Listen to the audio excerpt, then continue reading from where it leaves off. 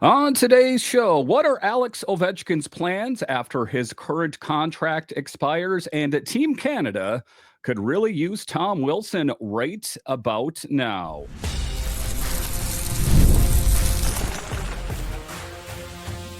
Your Locked On Capitals, your daily podcast on the Washington Capitals, part of the Locked On Podcast Network.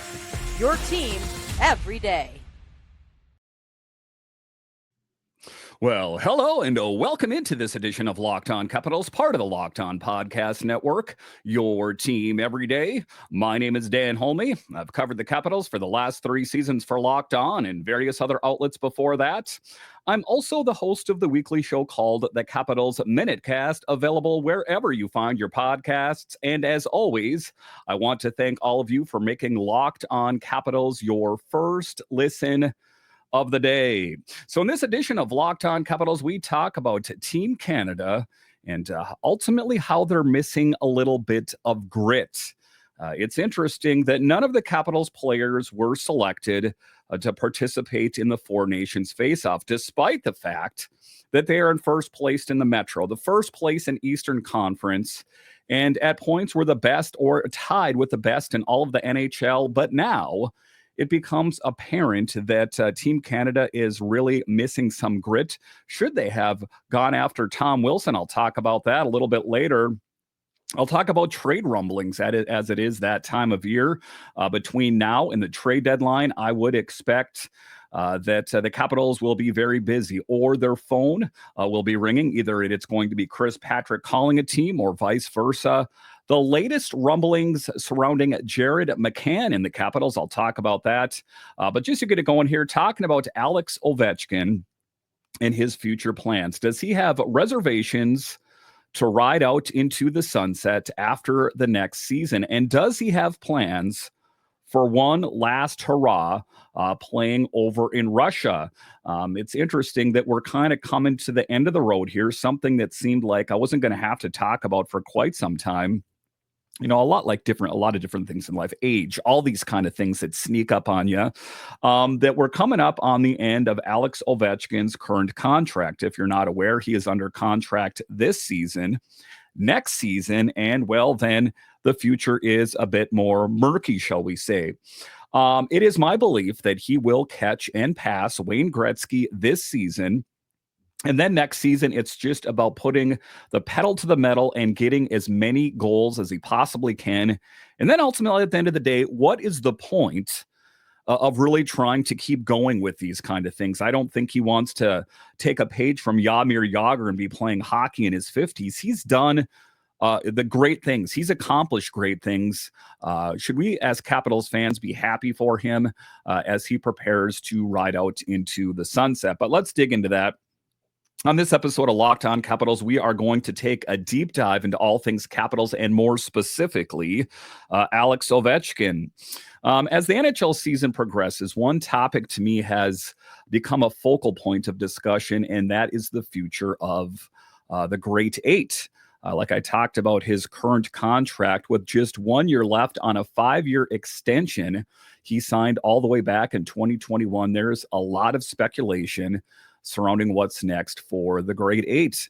And you know, it's interesting. Things change, and it is a bit of a fluid situation that even to start this season or last summer, I was talking about, would Alex Ovechkin be able to catch and pass Wayne Gretzky under his current contract? Well, I think he took everyone by surprise with how many goals he's put up so far this season that I think that a lot of those questions are kind of null and void right now, that we don't have to worry about him, you know, having to play to the end of his contract to catch Gretzky. I think it's going to be something that he's going to be able to accomplish this year. So with that said, what is the future? Now, Ovechkin has hinted that he might want to finish his career with Dynamo Moscow in the KHL, a team that holds a significant meaning for him. And, you know, I wouldn't fault him for wanting to do that, kind of come full circle, if you will, with your hockey career. That is where he got his start. And I think, you know, when you take a look at the mantle and the history and everything that he's accomplished, I think that would be a good move on his part if, in fact, that's what he wants to do. After all, Ovi grew up in the hockey academy and spent the first 4 years of his professional career there. Now, Dynamo's president Victor Vornin recently made headlines by stating, "Of course, we are ready to accept him with pleasure," unquote, echoing the support and excitement within the organization for Ovi's potential return. And to have the greatest goal scorer of all time in the NHL playing on your team, not to mention his loyalty to Russia, I think that that would be a really good move on his part. Now, Ovechkin's goals in the DC, but here's the thing. It's not just about making a grand exit in his hometown. Ovechkin still has unfinished business here in DC. And like I said, I think that he will catch and pass Gretzky this season. Projections have it around April 10th against the Carolina Hurricanes. But that is not set in stone, of course, that I don't think that he anticipated facing that leg injury that he faced earlier. So there are certain things that are unknown. Now, he's not only aiming for a second Stanley Cup win with the Caps, but is also on the verge of that historic record of breaking Wayne Gretzky's all-time goal record. And, you take a look at it, I think, and things have changed quite a bit. I think that it is more unlikely that Alex Ovechkin will win another Stanley Cup under his current contract than to pass Wayne Gretzky. And I really hate to say that. I would love to be wrong. I hope that this is the season that the Caps can win another cup, but it is just such a difficult thing to do that I think that he will accomplish one of those milestones, and the other one, hey, I'm really hoping for out there, but let's face it, it is a lofty goal. Now, with 26 goals in just 39 games this season, he's definitely on track to make history, and that's an achievement that would resonate far beyond any single league. Now, putting up 26 goals with, a decent amount of hockey left to play is quite something at 39 years old, considering last season when a lot of people said he was washed, that his best days were behind him. Quite an accomplishment. But as far as that connection with Dynamo Moscow, as we've seen over the years, Ovechkin has maintained his ties with Dynamo, participating in alumni events and training with them during the offseason. Vornin highlighted the positive impact of Ovechkin's presence by saying, quote, "His appearance has made a positive impact on our fan base," unquote. You think it's hard for Alex Ovechkin to walk around Washington, D.C. Could you imagine walking around his hometown and all just being surrounded by fans? It's just got to be a bit overwhelming at points. Now, it's clear that Ovi is a symbolic figure for Dynamo. He connects his glorious past with a potential future. That would be, I think, a nice bookend, right? He started playing in Russia. He had this amazing NHL career, and then to put another bookend on it over in Russia, I think that that is the making of a movie, and no doubt will be at some point. Now, current situation and future speculations. Interestingly, Ovechkin hasn't commented much about his future since the Capitals began the rebuild this past summer under head coach Spencer Carberry. And he seemed a little bit more sure that this was going to be the end when it was Peter Laviolette here. But I think that he likes what he sees in Washington right now. I think that, Spencer Carberry is the perfect coach at the right time for this team. This team is playing better than I've seen them play in years.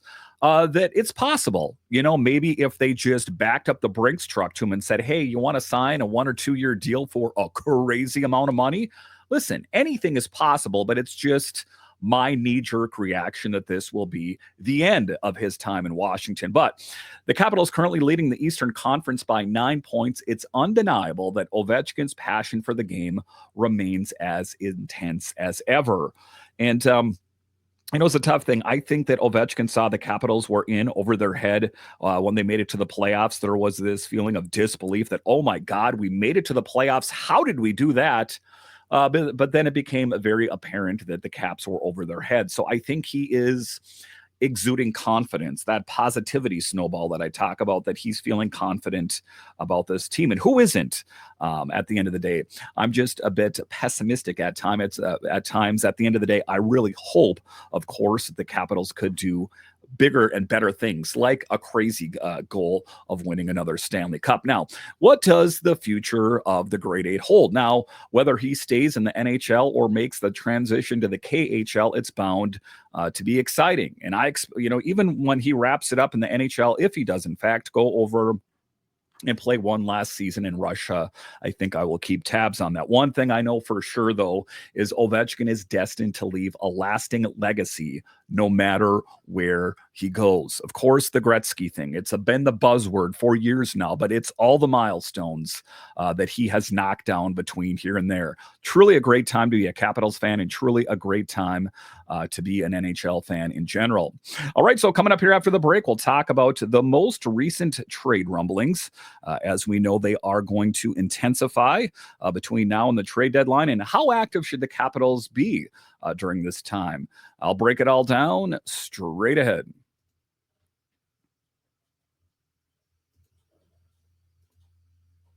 When the game tips off, the NBA action is just getting started, and there's no better place to get in on the action than with FanDuel, America's #1 sportsbook. With FanDuel, you can place live bets throughout the game, so even if you miss the opening tip-off or want to bet on a fourth quarter comeback, you can stay in the action. And if you're looking for a bigger payout, you can even combine your live bets into a same game parlay. And listen, there is a lot of excitement around the NBA right now. I'm thinking in particular about the Mavericks and the Lakers and everything that's crazy that's going on. And maybe you're into some of these games and maybe you're not. But if you want to have vested interest in all of these games, just, well, open up the FanDuel app and put a little bit of money on some of those games. All of a sudden, they got that much more exciting. Right now, new FanDuel customers can get $150 in bonus bets if your first $5 bet wins. Just visit FanDuel.com to join today. That's FanDuel.com for your shot at $150 in bonus bets. Make every moment more with FanDuel, the official sports betting partner of the NBA. All right, welcome back into this edition of Locked On Capitals, part of the Locked On Podcast Network, your team every day. You can find me over on Twitter. It's at DanCaps218. You can find the show on Twitter. It's at Locked On Caps. All right, in this next segment here, we are going to talk about the most recent trade rumblings surrounding the Capitals. They're starting to heat up. There's more and more. Some of those I will cover in the next episode, but the most recent one I have heard is about Jared McCann. I think that if he does come to this team, it's going to be at quite a cost. I think the Capitals will have to give up some big name players to accomplish it, but ultimately, this is the season, if there ever was a season, to push all your chips in on a Capitals victory. Like I illustrated in the first segment, we only have Ovi under contract for this season and next season. Why not do it this season? Because Lord only knows what next season will hold. This team is accomplishing things that nobody thought was going to happen. And if they thought that that was going to happen, I want to see the receipts. I don't believe it. So what do the Capitals need to do? What holes need to get plugged on the boat that is taking on water for the Capitals? There's not a lot to be clear here, but today we've got some exciting news to dive into this segment. Jacob Stoller from Sportsnet recently reported that the Seattle Kraken may be looking to trade forward Jared McCann ahead of the looming trade deadline. Now, this opens up intriguing possibilities for the Caps as they take this break during the Four Nations face-off and gear up for the remainder of the season. And, taking a look around the roster, there's not a lot, I think, that needs to be changed, but still the glaring deficiency or the glaring weakness of this team is still, you guessed it, the third line. And in a lot of ways, more specifically, the third line center. And some people might be saying, hey, Dan, they addressed that. They have Lars Eller now, remember? And to be clear here, Lars Eller had 2 good games before the break here. But if I'm going to paint it with a broad brush, I don't think that's ultimately what the Caps are looking for in this push here. Now, the Caps are in the hunt for a strategic move to bolster their roster for a playoff push, and McCann could be a game changer. He's been impressive this season, racking up 14 goals and 28 assists for a total of 42 points across 57 games.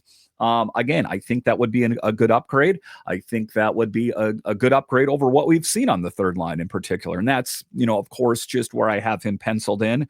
But I still think that the Capitals could use a player like McCann, but also I think they ultimately need another great forward to truly take them over the top. Now, with a solid track record of over 50 points and 3 consecutive seasons in back-to-back years of 60-plus points. He really brings consistency and versatility to the table. And they don't need a lot of, marquee upper echelon that it's going to mortgage the farm. They don't need those kind of players right now. I think the Capitals have that covered. It's more about the bottom 6. And I think that he could fit the bill quite nicely. Now, addressing the Capitals' need, what the Capitals specifically need right now are the middle 6 forwards to amp up their 5-on-5. And McCann fits that bill perfectly. The third line has been a focus, a problem with stability, and we know the power play could definitely use an upgrade. McCann can eat up heavy minutes, kill penalties, and be a major contributor on the power play unit. Check, check, check. Those are all things. Sign me up. Where do I got to sign? But understanding the cost. This is where it gets a little tricky, and ultimately why a lot of fans don't like, okay, what are we going to have to give up to get this? No one's touching LaPierre. No one's touching any of these guys, these prospects. Well, that's probably not going to be the case. Now, let's be real here. Acquiring McCann won't come cheap. He carries a $5 million cap hit through the 26-27 season, and a trade would likely require a notable return. Who are the names a buzz out there? Andrew Mangiapane. I would also say that there's a glut of talent on the blue line, that like a Trevor Van Riemsdyk, for example. And also, just to add to it, I would say like a Jacob Vrana. I would say like a Sonny Milano. And neither one of those players hold a tremendous amount of value, but if they could serve as a sweetener, I think that could be in the mix as well. But, I think that as we get to this time of the season, that some of the names are going to be quite notable. I think that there's a distinct possibility that the Capitals would entertain the idea of trading like a Hendrix Lapierre. I don't necessarily see it maybe with this deal, but I think that it is going to come to that if they really want to bolster here. Now, luckily, Washington, the Capitals have some draft capital and promising prospects that could sweeten the deal. As we know that there is draft capital that the Capitals accumulated. Some of those we want to use at the draft, but some of those players or picks, rather, we could use to bolster the team. Now, however, there might not also have to part with a current roster player, and ESPN's Rachel Derry notes adding depth as a playoff approach might cost them some emerging defensemen or developing forwards. Rachel Dory, excuse me. And that's okay. There is a glut of talent on the blue line, and at the end of the day, you take a look at the blue line, like that is a good player someday. But then you start looking at it that these players are getting older, and it just seems like anytime there's an opportunity, they plug it with a person outside the organization. See the net minding situation as well. There could definitely be some big pieces on the move.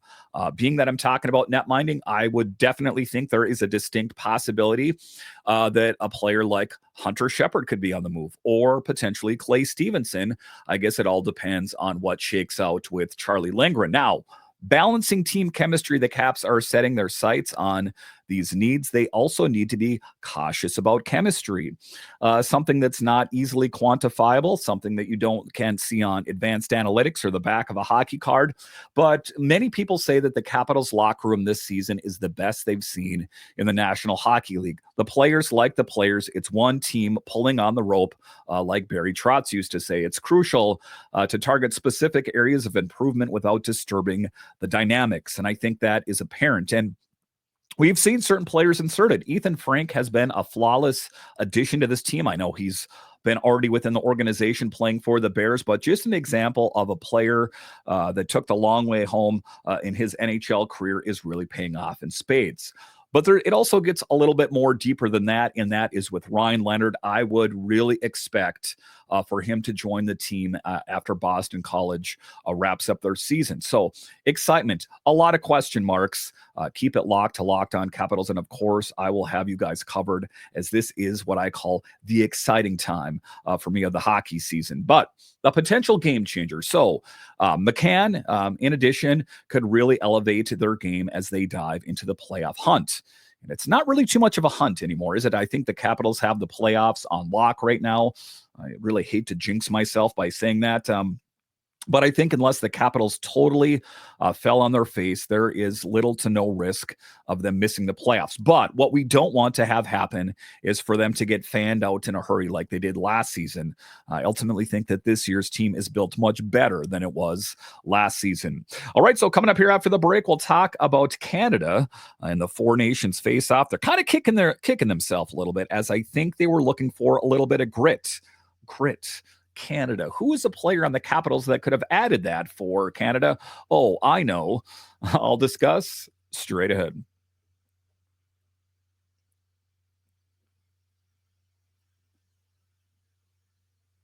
All right, welcome back into this edition of Locked On Capitals, part of the Locked On Podcast Network, your team every day. The best way that you can help grow the show is to subscribe to Locked On Capitals on YouTube and comment anything down below. All right, in this next segment here, we are going to talk about the Four Nations face-off, even though I really have very little interest in the whole affair. From what I hear, it's quite exciting. A lot of big name players, of course. What's not to love? Well, there's no Capitals players in the whole mix. So that has me a little bit jilted a little bit, shall we say. But what's become real apparent and the rumblings out there are about Canada is they are missing some grit. And Tom Wilson, good old number 43, who knows to throw down with the best of them, would have been a really good addition for Canada, right? Same thing goes for Logan Thompson. What does everyone have against the Capitals? I think that is a discussion for a later podcast, but let's dig into Tom Wilson and the missing grit at the Four Nations face-off. Now, we're going to dive into the exciting upcoming match between Canada and USA at the Four Nations face-off. This rivalry is heating up with both teams coming off impressive victories in the tournament openers. This clash is shaping up to be a highlight of the moment and the tournament and everything that is associated with it. There is a lot of to be excited about if you are a fan of Team USA or Team Canada, as let's be honest here, despite my feelings on the whole event, it is some premier talent facing off some other premier talent in not one singular game, but games. It is quite an exciting thought. But the early tournament buzz before the puck drop, there was some doubts about the intensity we'd see in the tournament. Many wondered if the games might feel like a glorified all-star game. That was my game. But those questions have been put to rest early. For example, Team Canada fought hard against Team Sweden, pulling off an exhilarating overtime win, while Team USA showed their toughness with 32 hits in their opener, led by none other than Brady Tkachuk. A guy that knows how to bring the physicality. If only there was a countermeasure, an antidote, if you will. Maybe Tom Wilson, who didn't hold back with 8 hits. Now, Tom Wilson, like I said, should have been a lock to be participating in this whole event. Taking a look at Team Canada's roster, we noticed they're missing one of the NHL's most feared players, despite, if you're a Capitals fan, Tom Wilson from the Caps. It's interesting because he was under consideration for the team, but ultimately did not make the final cut. Was it his long history of being suspended, some perceived dirty hits? Some Canadian players have openly acknowledged that having Wilson's grit would have been a huge asset to offset the aggressive play of the Tkachuk brothers. Now, insights from the premier insider Elliot Friedman, a commentator on the 32 Thoughts podcast, mentioned that after witnessing the Tkachuk brothers excel against Finland, some members of Team Canada started wishing they had Wilson's hard-nosed style on their roster. Too little, too late. So sad. It's really hard to hear. So it's no secret that Wilson is known for delivering punishing hits and being an effective force on the ice, just like the Tkachuks. But, just to kind of take a 30,000-foot view of all this, do I want Tom Wilson dropping the mitts in a game that to me has little significance other than him playing for Canada, right? But I would hate to see a player like Wilson injured in an event they're not.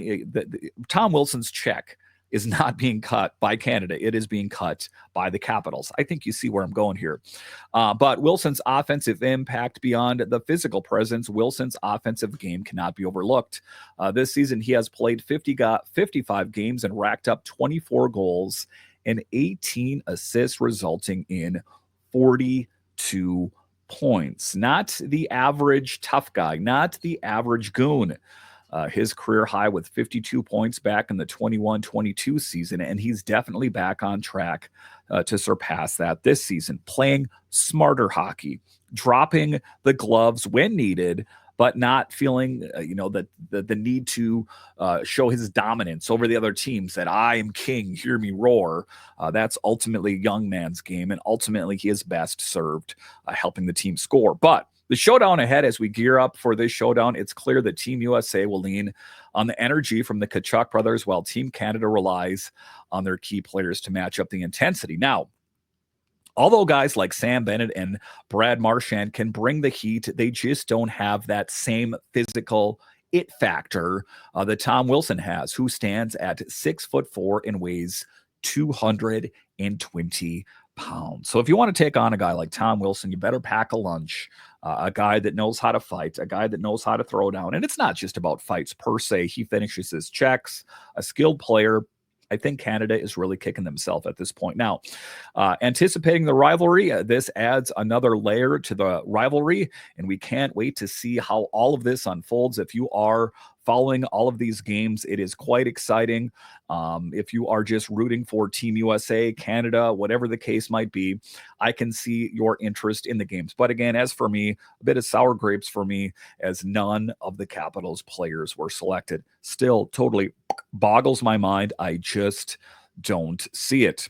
All right. Once again, I want to thank you for joining me on this edition of Locked On Capitals, your only daily year-round podcast covering the Capitals. And I want to thank all of you that listen on the audio side and watch this on YouTube. You are what makes this show successful. All right. Once again, I want to thank you for joining me on this edition of Locked On Capitals, part of the Locked On Podcast Network. It is your team every day. My name is Dan Holme, and I'll talk to you again next time.